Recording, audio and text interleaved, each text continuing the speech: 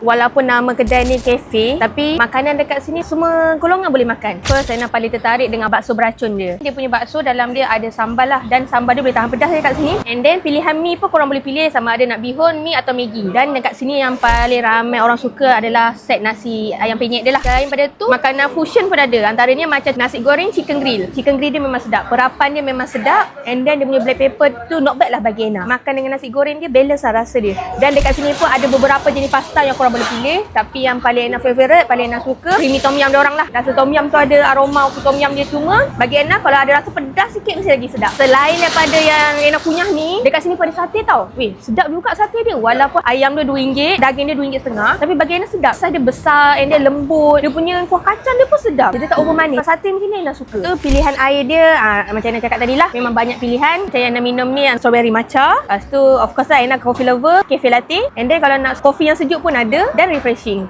Okay, kalau korang daripada arah TPG selepas simpang ke Sungai Rambai tu, korang boleh lihat lah belah kiri korang. Atau kalau korang daripada arah Banting, korang kena U-turn simpang ke tol TPG tu. Kena U-turn dekat situ. Memang marem weh.